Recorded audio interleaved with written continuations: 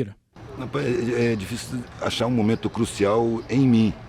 Foram coisas que foram acontecendo. A angústia vem desde pequeno, não me lembro quando começou. E não começou também como angústia, começou com uma percepção incômoda. Que eu estava sempre sendo servido por empregados nos clubes. E eu questionava por que essas pessoas são empregadas. Por que tem tanto empregado? Por que tem essa pobreza? Mas isso era uma questão incômoda para a minha classe. Então, eu ficava calado e achava que eu tinha alguma coisa errada, porque ninguém questionava. Mas eu fui crescendo. Quando chegou nos 15 anos, eu estava procurando o que fazer, a família já estava me cobrando o que fazer. Eu tinha acabado de pedir demissão do Banco do Brasil, entrei para o Banco do Brasil, pedi demissão 10 meses depois, porque me diziam que meu futuro estava ali. E eu olhava para os mais velhos e falava, eu não quero esse futuro para mim. Então eu pedi demissão, começou a cobrança. E agora? Você vai fazer? Desperdiçou uma oportunidade de ouro, podia estar lá de vida inteira. Para mim era um terror ficar lá a vida inteira. E eu fiquei procurando o que fazer, entrei para o exército. Eu estava procurando me enquadrar. Fiz um concurso preparatório de cadetes para seguir carreira militar. Entrei, olhei, não gostei do que eu vi e saí. E aí me puseram num cursinho barato. Fazer vestibular. Aí que eu comecei a ver o pessoal que tinha saído do ensino civil, vindo do ensino público, eu comecei a perceber que eles eram sacaneados, eles não sabiam nada. Nada. Eu estudei em escolas que estavam com profundidade.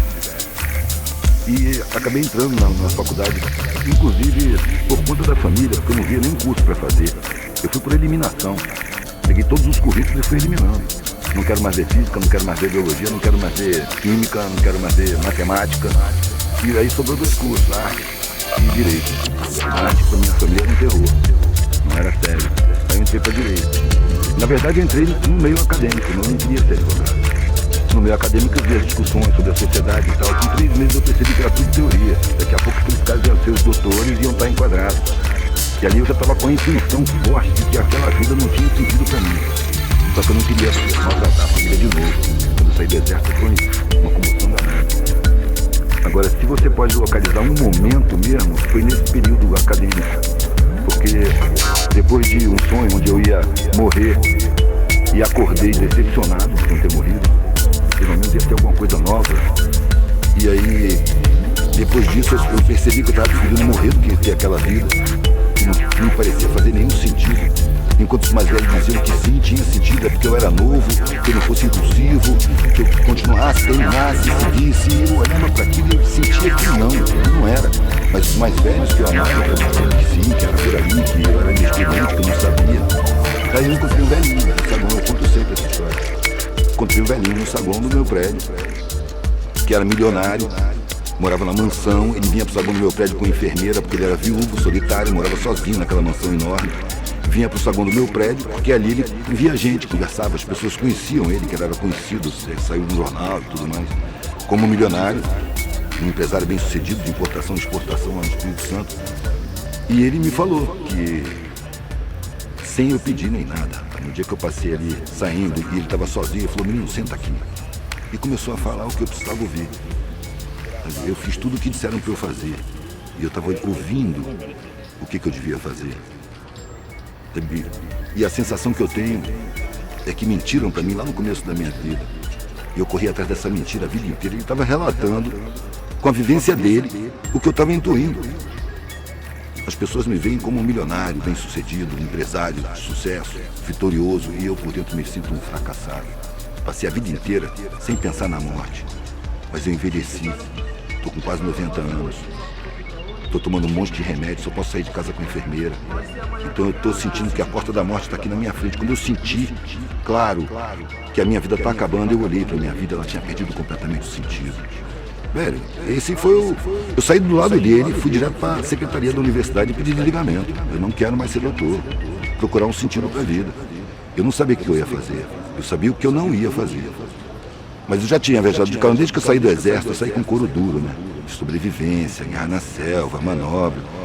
Então, férias, feriado, eu pegava a estrada de carona, dormia no acostamento, convivia com os hippies na época, né? 80, 79, 80. Comecei a ver que existia maneiras de ser que eram serenas. Eu encontrava pessoas que tinham serenidade. E vivendo na rua, e viajando de carona. Aí, como eu estava vendo a minha vida muito angustiante, eu resolvi pegar a estrada experimentar o que era não ter nada. E também eu tinha vários outros parâmetros. Por exemplo, a minha classe, todo mundo tinha uma preocupação enorme em manter o padrão ou subir de padrão. E tinha um pavor de descer de padrão. Só que nas minhas viagens eu convivia com as pessoas mais pobres. Eles não tinham nada e estavam felizes. Eram pessoas mais espontâneas, mais solidárias. Era uma relação melhor. Eu via que tinha ignorância, mas eu sentia alguma coisa no ar que eu não sabia o que era. Eu falei, quero ser igual. Eu quero não ter nada. Quero saber como é que a gente se sente não tendo nada. Quando eu falei isso com a família não admitiu. Isso é uma vergonha, uma degeneração. Me acusaram de um monte de coisa. Eu só queria fazer a experiência de não ter nada. Só que meu pai e minha mãe, eu nunca vi eles discutirem. Meu pai e minha mãe eram... Eu sempre falei eles de eles. E não tinha diferença. Eles estavam sempre de acordo. Sempre. Nunca vi nem discordar, quanto mais discutir. Então eles colocaram para mim, você não pode fazer isso. E eu disse, eu não estou pedindo. Eu estou avisando. Se você fizer isso, você não é mais da família. Eu tomei um baque, né? Porque essa frase não veio sozinha. Se você adoecer, vai para a saúde pública. Se você for preso, não me procure para nada. Não tem mais nada aqui para você. Se você pegar a sua mochila e sair dessa porta, você esquece que teve família. E veio bem claro na minha cabeça, eu demorei um tempão para tomar essa decisão. Agora eu tenho a obrigação moral de assumir as consequências. E foi isso que eu falei com meu pai. Eu não esperava ter essa consequência, um rompimento tão completo. Mas se isso acontecer, eu tenho que assumir. Eu acho que ele contava com a minha covardia. Mas eu estava apavorado com a vida sem sentido. O nego falava, você foi muito corajoso. Não, eu estava com medo. Medo de chegar na idade daquele coroa daquele jeito ali. Inclusive foi isso que eu pensei na hora. Antes, não falei para ele. Mas eu pensei comigo, isso não vai acontecer comigo. Eu morro antes, mas não chego na idade desse cara dessa maneira. Vou procurar um sentido para a vida. Ou eu vou achar um sentido, ou eu vou morrer procurando. Não tem outra hipótese. Uma filha minha, com 14 anos, falou, acho que eu tenho direito de conhecer os seus pais, meus avós. E aí eu falei, tá. Ela foi. Eles já tinham percebido que não tinha retorno. Aquilo era uma expectativa de me pressionar a voltar atrás. Mas eu já tinha passado por todas as situações de miséria que eu podia ter passado, antes de ter filho. Depois, com os filhos, eu tive que aprender artesanato, fiz pão, sapato, fiz um monte de coisa. Brinquinho, pulseira, colar. E sempre interessado na vida, nas histórias. Comecei a ouvir histórias de puteiro, sabe? Ouvindo vidas, vendo coisas. Ficou muito interessante a vida. Sumiu a angústia. O nego fala hoje, você largou a sua zona de conforto. Cara, aquela zona foi a mais desconfortável que eu vivi, velho. Porque as pessoas só pensam em conforto externo. O desconforto era interno, Eu fui percebendo que as necessidades que a gente tem não são as materiais as principais, são as imateriais. É a satisfação de estar vivo, a sensação de estar integrado na coletividade, sabe? A troca de afeto. Essa é a função para mim. E ali eu vi o pessoal mais afetivo, mais solidário. De repente, na época dos mendigos, eu passei 2 anos no meio da mendicância. De repente eu me vi no meio das pessoas que tinham aquele aspecto destruído, sem dente, cicatriz, maltrapilho. E percebi uma humanidade que eu não conhecia, muito mais solidária, muito mais humana, muito mais espontânea. Um se sacrifica pelo outro, todo mundo junto. E, porra, o melhor pessoal que eu já conheci está aqui. E aí comecei a olhar para o Estado, para a sociedade de outra maneira. Porque esse pessoal tinha um direito constitucional de acessar os meus conhecimentos. E foi proibido pelo Estado. Tiveram seus direitos roubados, simplesmente roubados, para se sentirem inferiores. Aí eu comecei a entender a sociedade de outra maneira. E comecei a achar constrangedor ter mais do que se precisa diante de tanta miséria. E a gente é adestrado para achar que a opulência é motivo de orgulho. É porque a gente não é muito primitivo. Porque a nossa sociedade é um pouco mais desenvolvida. Se ela pudesse ser chamada de humana, você ter desperdício, você ter sobras, seria constrangedor. Numa sociedade onde tem carências. É motivo de vergonha, humanamente falando. Mas socialmente falando, a nossa cultura primitiva, estimulada por publicitários e marqueteiros, a gente acredita que o nosso valor está refletido na nossa propriedade, nos nossos cargos, no nosso salário. Isso é um primarismo. Aí quando eu vejo uma pessoa se sentindo superior por conta dessas coisas, acho que você fica até com pena. É como se fosse uma criança espiritual, que não está percebendo a realidade. Está convencido por uma sociedade mentirosa de que ele é melhor do que os empregados dele. Aí a decepção vem quando ele perde os empregados. Quando o grande empresário perde a empresa, vai à falência e não tem dinheiro para pagar nenhuma empregada doméstica, ele se mata.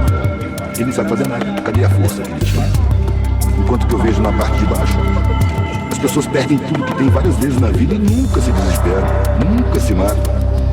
Eles superam. É a rapaziada mais capaz de superar a dificuldade.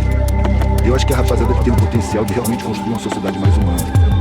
Eu não me sinto falando nada demais. Desde os 19 anos que eu falo a mesma coisa, a sociedade é mentirosa, é uma falcatrua, os valores são impostos, os comportamentos são induzidos. desde 19 anos. Até 8 anos atrás eu fazia isso, botava no meu trabalho, porque a partir de um certo ponto eu comecei a ter necessidade de botar no meu trabalho o que eu estava vendo, o que eu estava pensando, o que eu estava concluindo. E aí eu encontrava a indiferença, descrédito, suspeita, deboche, repulsa, hostilidade, porque cabeludo, hippie, andando de mesa em mesa, interrompendo a conversa, quer dar uma olhadinha, quer dar uma olhadinha, quer dar uma olhadinha.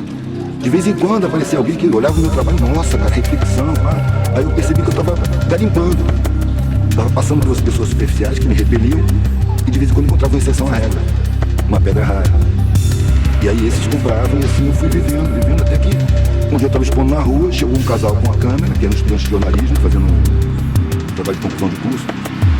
Eles tinham entrevistado trabalhadores de rua.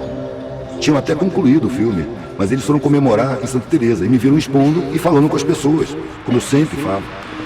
Porque eu tenho que estar falando do meu trabalho. Meu trabalho chama a reflexão. Daí eles viram, falaram entre si, vieram para mim, a gente pode fazer entrevista, a gente fez um filme e tal, a gente está vendo você falar um monte de coisa interessante, a gente pode fazer entrevista? Eu disse, pode, sabendo que eu nunca tinha sido entrevistado. No dia seguinte, quando eu cheguei, eles já estavam lá. Eu cheguei de bicicleta, tirei a camisa, comecei a colar os desenhos na parede, eles chegaram já perguntando com aquela câmera enorme e fizeram a primeira entrevista. Para mim não foi nada. Um mês depois, o câmera, a lei da Rocinha, ligou para mim para me dar os parabéns. Olha, parabéns, seu vídeo tá bombando. Já vou engano, eu não tenho vídeo. Eu nem sabia de internet, velho. Depois chegou esse cara que fez o Filósofo da Rua, que é um cara que agora tá fazendo carreira de cineasta, tá procurando uma maneira de se promover. Também foi o mesmo cara que acabou fazendo o filme, que você vai absorver documentário, muitos anos depois. Aí de 8 anos pra cá eu comecei a ser conhecido, visto na rua, nego me reconhece, você que é Eduardo, e me olha como se eu fosse alguma coisa grande, eu tô acostumado com olhar de desprezo. Foram 30 anos de desprezo. E diante do olhar de desprezo, da repulsa, da cara feia, eu disse, cara, essas pessoas não me conhecem. Não sabem que eu estou me jogando pela forma natural, porque assim, a minha forma não está de acordo com os padrões sociais. Só que isso é sinceridade. Se eu estivesse muito bem arrumado, as mesmas pessoas iam me sorrir. Esse sorriso pra mim é falso, não me interessa. Eu prefiro a cara de desprezo que ela é sincera. E quando uma pessoa sorri pra mim nesse estado, o sorriso é sincero, não é interessante. Me incomoda que agora estão me vendo maior do que eu sou. Antes me viam menor. E aí eu tenho que ter o cuidado de perceber que eu tenho o meu tamanho, que eu não sou do tamanho que as pessoas estão vendo. Do mesmo jeito que antes. Só que com o sinal trocado. Sacou? Eu sou a mesma merda de sempre, velho.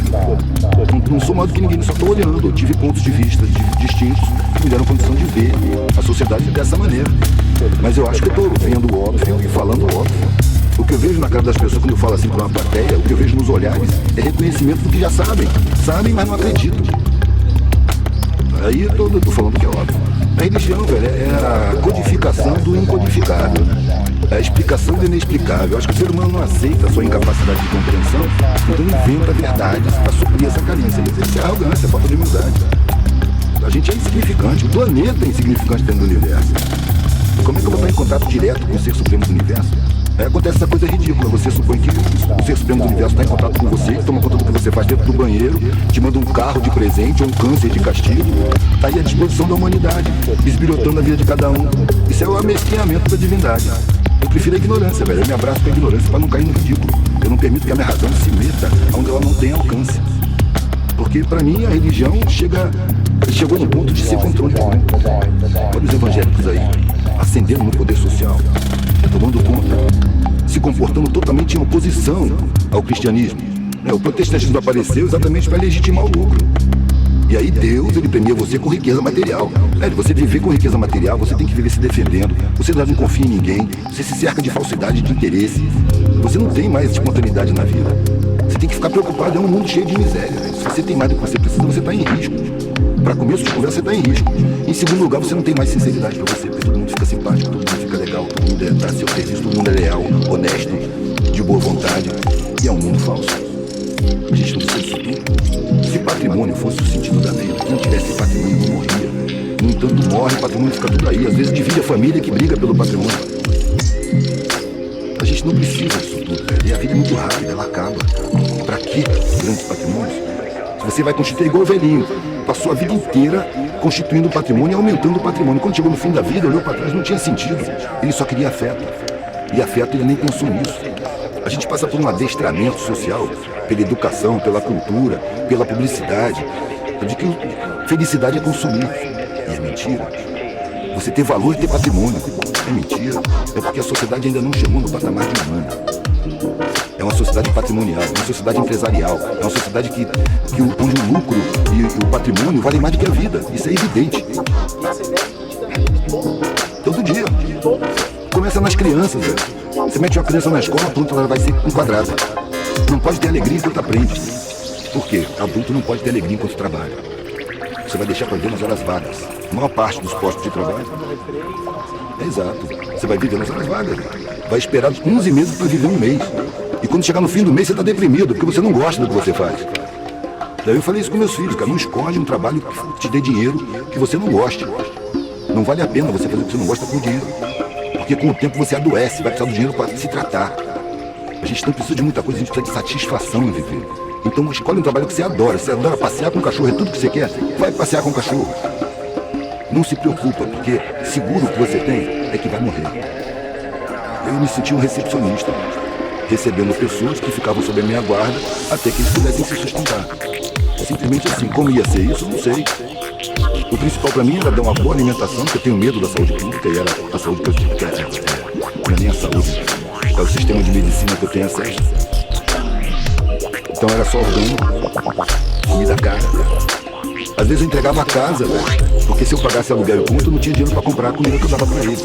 E eu ia pra rua, ia dormir no papelão, ia viajar de carona, e pra eles era aventura, eles gostavam. Exatamente para manter uma boa alimentação para eles não adoecerem. Eu achava que a educação se faz mais por exemplo do que por palavra. Eu vejo muito os pais falando, mas eu não te falei, eu não te falei. Cara, a palavra é um código que é difícil assimilar. A criança ela vive um tempão sem saber falar, ela fica olhando. A leitura dela é mais intuitiva, é mais sensorial, não é racional. A palavra é um código racional. Ela demora a chegar no patamar de entendimento racional. Você vê que a adolescência é uma idade problemática, entre aspas. Por quê? Porque a pessoa tem a intuição da criança e está recebendo a pressão do enquadramento para ser adulto. E ela instintivamente recusa esse enquadramento. E aí vão dizer que ela está errada, que ela precisa se enquadrar, que o mundo é assim, que não tem jeito. Aqueles velhos argumentos. A maioria se enquadra. E você percebe nitidamente que entristece. E os que não se enquadram são marginalizados. O que acontece é que hoje, nesse momento, os marginalizados estão formando grupos. Tem um número muito grande que não se enquadra. São exceções ainda, mas na minha época eram exceções raríssimas. Agora tem exceção em tudo que é parte. Nas periferias, tem grupos já contestando a sociedade. Eu quero fazer arte pra minha galera. Eu não quero fazer arte pra fora, não quero ir pra mídia. Eu quero exercer o que eu sou aqui mesmo. Porque nas favelas finalmente está se percebendo que o Estado é inimigo da população. Todo o serviço público destinado à periferia, à base da pirâmide social, todo ele desrespeitoso. Todo, a saúde, a burocracia, a polícia, então, parece que tem ódio de pobre. Só trata pobre com desprezo. E, no entanto, o pobre é a base da sociedade. Eu gostaria que os pobres um dia não saíssem de casa, para ver o que ia funcionar, para perceber a importância que eles têm. Eles são o fundamento da sociedade. E eu acho que a sabotagem do ensino, da informação, das condições de vida, é exatamente para impedir as pessoas de tomarem consciência da sua importância social. Para elas continuarem acreditando que a mídia tem um trabalho profundo de psicologia inconsciente, seguirem acreditando que não valem nada, que são inferiores, que são incapazes, que são incompetentes, quando na verdade eles são a base de tudo, velho. Eles carregam a sociedade nas costas. A gente está vestido por causa dos pobres, a gente come porque mão pobre planta e colhe. A gente entra numa casa porque foi posto um tijolo em cima do outro. Tudo quem faz é pobre, velho. Encontrei muita coisa, né, velho? Muita gente. Encontrei muita gente que viveu isso e depois voltou para sua classe. A gente não se desvincula da sociedade, né? A gente muda a maneira de estar vinculado a ela. Foi isso que eu fiz, eu quero estar vinculado, quer dizer, eu sei que eu não posso me desvincular, mas eu quero estar da maneira que eu escolhi, e não da maneira que eu fui programado. Porque a maneira que eu fui programado, pelo que eu vi, é angustiante demais. Você abre mão da sua individualidade, você abre mão do seu prazer, você abre mão de si, para poder satisfazer o mundo. Nós temos uma sociedade mau caráter, que para te considerar, exige que você tenha mau caráter, que você seja conivente, que você seja um agente da perversidade social, que você ignore todo o sofrimento dessa maioria, toda a injustiça você tem que ignorar.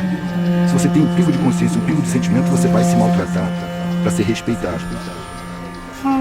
Mas aí é que entra a razão enquadrada, a razão te convence que é isso mesmo, que sempre foi assim, você tem que fazer, se você não fizer você vai perder seu patamar, você vai ter problema, você tem que garantir, e olha as crianças que tem que criar, olha o patamar, e você viola sua consciência, você massacra seus sentimentos, achando que é inevitável.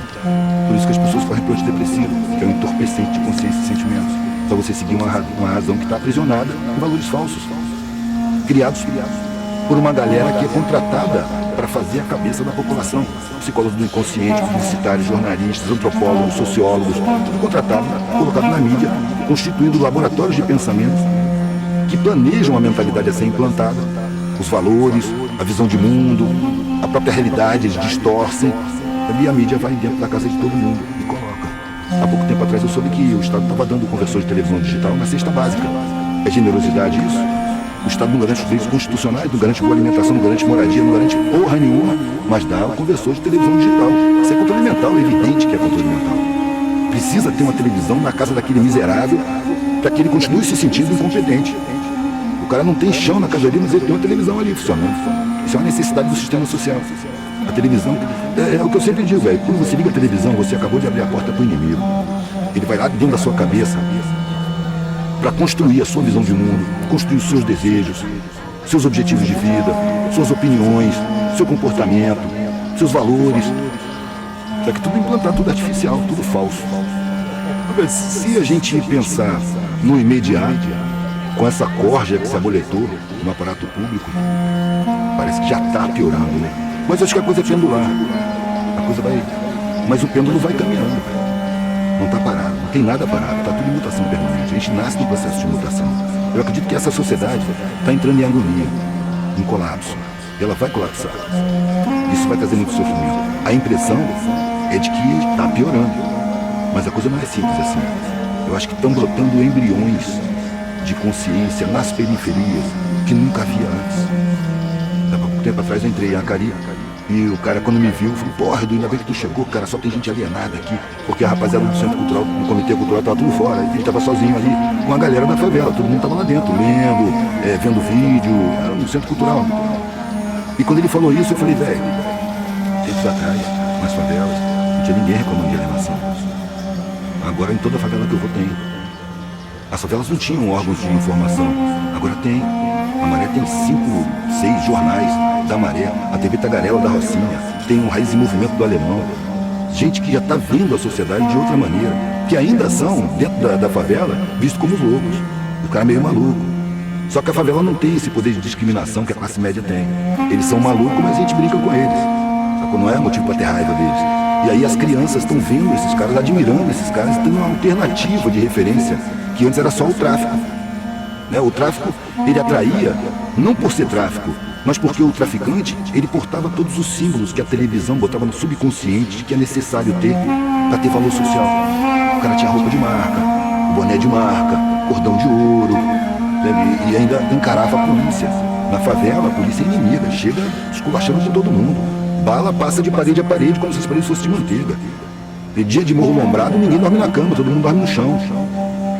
Quem tá em área de tiroteio só dorme no chão, velho. Eu vi foto de criança sem o tampo da cabeça, lá na cama, passou uma bala de fuzil e levou o tampo da cabeça da criança. Ele ainda manda foto pra mim e fala: divulga aí, você que tem visibilidade. Eu não vou divulgar uma coisa dessa, velho. Eu divulgo a situação. Mas eu acho que essa parada de choque não é útil, porque desperta também muito ódio. Velho, eu tenho vaselina, os rótulos não me pegam, entendeu? Pode rotular a necessidade das pessoas. Eu não vejo rotulado por nada. Agora é natural que me rotulem, a sociedade do rótulo. Então é natural, eu não posso fazer nada, e não pode me incomodar também.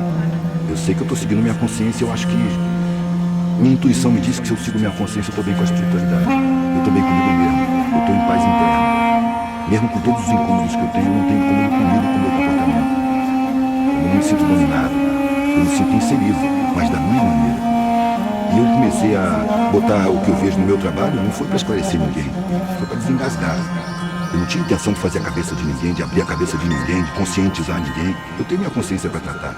Também é a minha consciência que eu tenho acesso, eu não tenho acesso à sua. A sua é você que tem acesso. Então a gente pode trocar ideia, quando a pessoa me procura, a gente troca ideia. Também ela vai pegar a ideia e vai fazer o que ela quiser, o que ela puder. Eu estou dizendo o que eu estou vendo, o que eu acho que eu acho que eu vejo óbvio. Tanto que geralmente o que eu vejo na cara das pessoas é reconhecimento do que ela já sabe. Lá no fundo ela sabe, só que ela não acredita. Porque a indução é muito forte, o massacre midiático é muito forte. O poder cultural já está dominado, empresariado. e esvaziado de conteúdo. A arte e a cultura são elementos potencialmente subversivos. Então o sistema social domina e transforma em produto de consumo. Superficialidade é a necessidade de manutenção dessa estrutura social.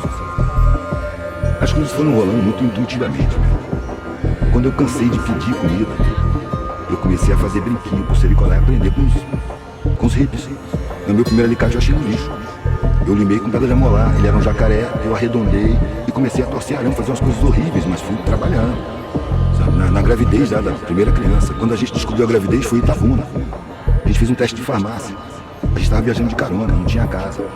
E quando deu positivo, a gente saiu pulando pela rua comemorando. Não tinha casa, não tinha plano de saúde, não fizemos pré-natal, nada, velho. A gente saiu comemorando. Pode dizer irresponsabilidade, é irresponsabilidade. Eu fui completamente irresponsável. Se eu fosse responsável, eu tinha me enquadrado. Então eu dou graças a Deus, dou graças à minha irresponsabilidade. Que eu estava exposto ao risco. Só que liberdade é risco. Segurança é prisão. Não é à toa que segurança máxima é o nome da pior cadeia que existe. Se você quer segurança social, plano de saúde, casa boa, escola particular para os seus filhos, você vai ter que aceitar correntes. Você vai ter que viver prisioneiro. Aí vem as regalias, aí a sociedade te considera. Agora, se você se recusa a colaborar, é pau, é peia, é chicote. E é natural que seja assim. Pra mim tá barato. Eu odiaria ser um privilegiado se eu tivesse perdido a minha vida indo pra um trabalho que eu detesto, convivendo com pessoas que eu não me identifico. Sabe? Eu gosto de estar solto, eu preciso estar solto. Acho que todo mundo precisaria estar solto.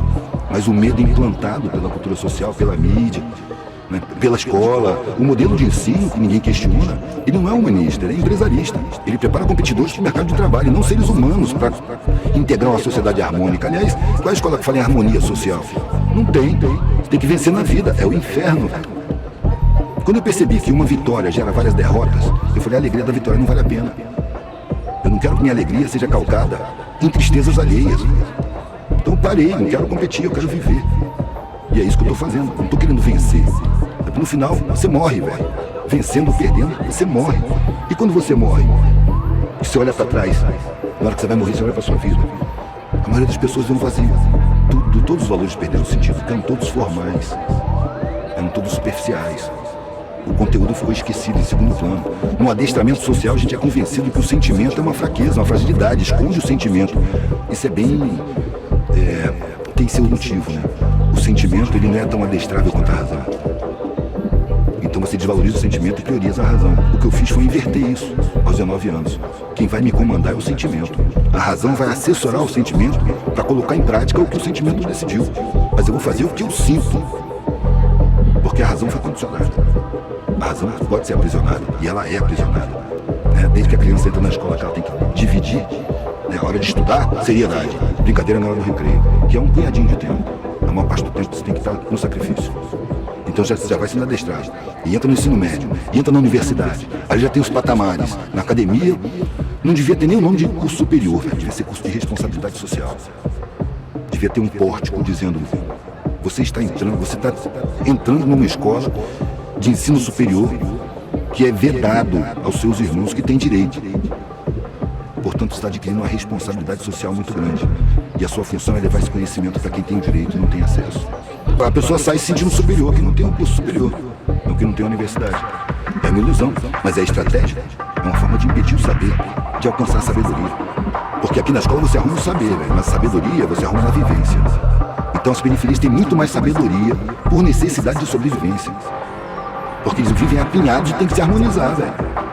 As classes mais privilegiadas, elas têm o seu lugar de viver, não tá, o vizinho está distante, dá para você falar, tudo bem, bom dia, e não tem nenhum contato. Na favela não, velho. Na periferia não. Um dividindo com o outro, as dificuldades são muito parecidas. Ali se desenvolve a solidariedade não como uma virtude, mas como uma ferramenta de sobrevivência. É um ajudando o outro. Então se desenvolve a humanidade muito mais nas periferias do que no centro, onde as pessoas se hierarquizam e ficam disputando patamares. Um com o outro. É um inferno, velho. Não é à toa que você toma tanto antidepressivo. Agora você vê o empresário bem sucedido, um vitorioso, tomando antidepressivo. Não é uma contradição? Tem uma vida deprimente, ele não é um vitorioso, ele não é o bem sucedido, não é o ricão. Por que ele vive angustiado? Pois é, velho, porque é mentira, não é esse o objetivo da vida. Eu peguei carona de Pernambuco até a Bahia. muitos anos atrás, eu era um moleque. Eu peguei a carona com um cara mais velho do que eu, com 35 anos e tal. E a gente foi conversando. Como eu era um desconhecido, isso acontece muito. Eu era um desconhecido que pegou carona, que veio do nada e que daqui a pouco vai sumir. Então as pessoas sentem a vontade para dizer coisas que elas não dizem para ninguém. E o cara viu que eu tinha uma capacidade reflexiva, tinha como dialogar. E ele falou, cara, eu sou um fotógrafo bem sucedido. Eu ganho muito dinheiro, eu sou o cara que ganha mais dinheiro na minha família. Todo mundo me admira. Mas eu sinto um vazio, eu sinto angústia. Eu falei, claro, velho, porque esse não é o objetivo da vida. Dá esse vazio mesmo. Você conseguiu o que a sociedade recomenda, mas não o que você precisa como ser humano. Várias vezes eu passei por empresários que diziam exatamente a mesma coisa. Pô, por que eu sinto esse vazio? É porque você está violando sua consciência, porque você está exercendo perversidade, você está explorando os injustiçados sociais.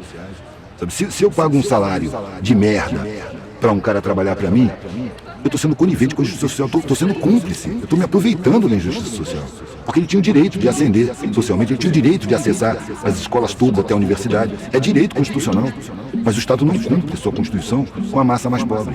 Então o Estado, para mim, é uma organização criminosa, velho, que faz os mais capazes, os mais fortes, se sentirem os mais fracos e mais incapazes.